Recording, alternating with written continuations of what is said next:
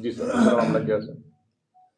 देखिए, गढ़ी थाना अंतर्गत दिनांक 14 नवंबर 2023 को प्रातः आपराधिक षड्यंत्र के तहत बालू माफिया कृष्ण रविदास व अन्य सहयोगियों के द्वारा गढ़ी थाना के अपर थानाध्यक्ष पुअनी प्रभात रंजन को बालू के ट्रैक्टर से रौंदने के कारण पुअनी प्रभात रंजन शहीद हो गए थे एवं एक गृहरक्षक गंभीर रूप से जख्मी हुए थे। मेरे द्वारा अविलंब विशेष टीम का गठन किया गया एवं कृष्ण रविदास व अन्य सभी सम्मिलित अभियुक्तों को गिरफ्तार करने के लिए आवश्यक दिशा निर्देश दिया गया।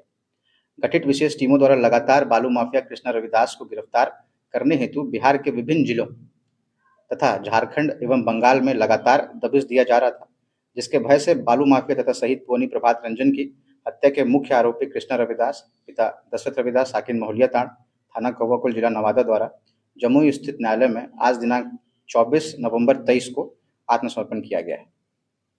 सर ऐसे में सर उनकी पत्नी को गिरफ्तार किया गया था पूर्व में, सर उनके साथ क्या कुछ बताओ होगा पुलिस द्वारा? देखिए, ये जो भी बात हमारे समक्ष आई थी, मैं आपको क्लियर बताना चाहूँगा कि उस समय जब घटना हुई थी वहाँ पे जो पुअनी है नीतीश कुमार, वही इस कांड के वादी हैं। आप सभी के पास एफआईआर की कॉपी भी होगी। उसमें उनके बयान पे यह कांड दर्ज किया गया था। विधिवत तरीके से वो उसमें प्राथमिकी अभियुक्त थे, उसी के तहत कार्रवाई की गई थी। लेकिन बाद में संज्ञान में ये जमुई पुलिस के आया कि उनके साथ एक छोटी बच्ची भी है। उसको देखते हुए हम लोगों ने जो जेल अधीक्षक है उनसे बात की थी और हमेशा उनको ये निर्देश दिया गया था, जिला पदाधिकारी के साथ भी इसका विचार विमर्श किया गया था कि उनका स्पेशल ट्रीटमेंट, स्पेशल केयर वहाँ पे किया जाए। आगे जो अनुसंधान की बात है, हम लोग अनुसंधान कर रहे हैं। एसडीपीओ जमुई के द्वारा इसका आपको पर्यवेक्षण किया जा रहा है, मेरे द्वारा भी इसको आपको देखा जा रहा है। जिस तरह से अनुसंधान के क्रम में सबसे महत्वपूर्ण बात है कि कृष्णा रविदास का हम लोग रिमांड लेके उनसे पूछताछ करेंगे। वही जो घटना की सही जो बात है उसको हम लोग को बता पाएंगे, किस परिस्थिति में प्रभात रंजन की हत्या उनके द्वारा की गई।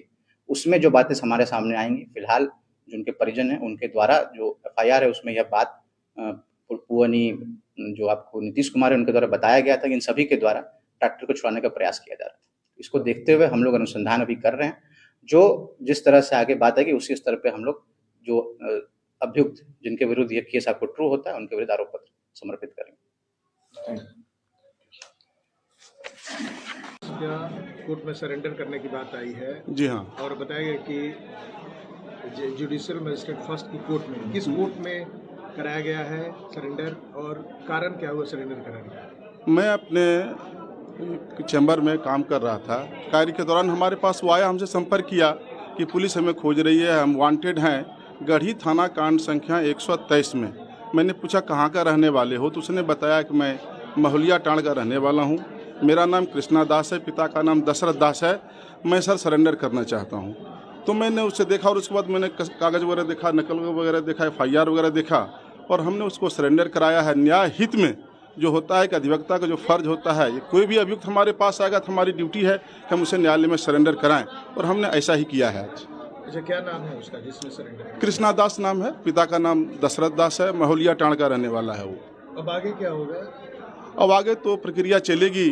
वो तो हमने पूछा भाई क्या मामला है, तो उसने बताया कि हमने तो सर कोई घटना किया नहीं है, हमें फंसाया गया है, हम तो बिल्कुल इनोसेंट हैं। अब तो ये न्यायालय की बात है, न्यायालय का ट्रायल चलेगा, विचारण होगा, विचारण के उपरांत अब क्या परिस्थितियाँ आती है, किस ओर केस मोड़ लेता है, तो न्यायालय पर निर्भर करता है। का मुख्य आरोपी कृष्णा दास का कोर्ट में सरेंडर करने की बात आई है। जी हाँ। और बताया गया कि जुडिशियल मजिस्ट्रेट फर्स्ट की कोर्ट में, किस कोर्ट में कराया गया है सरेंडर और कारण क्या हुआ सरेंडर कराने? मैं अपने चैम्बर में काम कर रहा था।